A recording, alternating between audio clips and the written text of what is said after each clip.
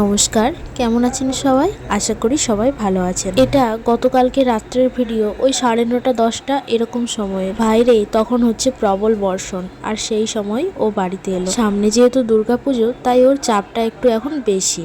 তার মধ্যে আবার এরকম বৃষ্টি হয়, ওই জন্য ওর দেরি হয়। আজকে রাত্রের মেনুতে থাকছে সয়াবিন। এই ছোট দানার সয়াবিনগুলো আমার রান্না করতে বেশ ভালো লাগে। প্রথমে হাঁড়িতে ভাতের যে জলটা গরম করছিলাম, একদম ফুটন্ত জল একটু নিয়ে এই সয়াবিনটা ভিজতে দেব। প্যাকেটটা যেটা আপনাদের সাথে শেয়ার করলাম, এই পুরো প্যাকেটটার দাম নেই 15 টাকা, কিন্তু এতে অনেক পরিমাণে সয়াবিন থাকে। সামান্য গরম জল দিয়ে ভেজালে খুব অল্প সময়ে সয়াবিনটা কিন্তু একদম নরম হয়ে যায়। আজ একটু পেঁপে আলুর সবজি বানিয়েছি। পেঁপে আলুটাকে কষিয়ে নিয়ে তাতে ঘরোয়া মশলা দিয়ে সয়াবিন দিয়ে একটা তরকারি করেছি। তরকারির ফ্লেভারটা একটুখানি চেঞ্জ করার জন্য একটা ডিমকে ভেজে ভুজিয়া করে তার মধ্যে তরকারিটা মিশিয়ে দিয়েছি। আপনারা যদি খান বাড়িতে এইভাবে বানিয়ে দেখবেন, এতে করে তরকারির টেস্টটা একদম অন্যরকম হয়ে যায়। ভাতের সাথে তো খুব ভালো লাগবেই, এই তরকারিটা কিন্তু রুটির সাথেও খাওয়া যায়। ফিরে এলাম একেবারে পরের দিন সকালে। বাবা একটু বাড়িতে কাজে গেছে, তাই আমি কিছুক্ষণ টাইম দোকান দেখছিলাম। আমার যে কাজগুলো, তার মধ্যে এই সুপারি কাটাটা হচ্ছে সবচেয়ে কঠিন কাজ, কিন্তু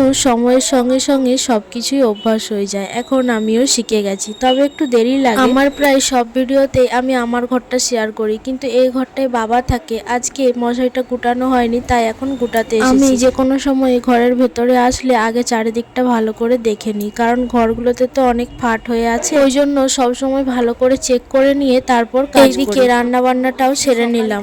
দোকান আর ঘর এতবার যাতায়াত করেছি যে বাড়িতে আমি স্থিতি হয়ে কোনো কাজই করতে পারিনি।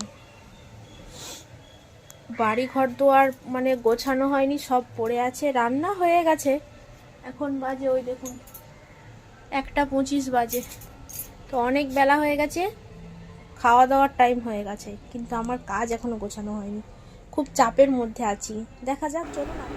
ফাইনালি সবকিছু সেরে একটুখানি বসতে পেরেছি। সবার খাওয়া দাওয়া হয়ে গেছে, এখন বাজে ওই 3:30 মতো। একটুখানি পাখাটা চালিয়ে বসেছি। থালা বাসন সব ধুয়ে জামা কাপড় তুলে গুছিয়ে বাইরেটা ঝাড় দিলাম। যেহেতু বাইরে মেঘমেঘ করছে, জানি না কখন বৃষ্টি আসবে। উঠাউঠি ওষুধ খেয়েছি বলে গলা ব্যথাগুলো অনেকটাই কমে গেছে, কিন্তু ভিতরের সর্দিটা বেশ ভোগাচ্ছে এখনো।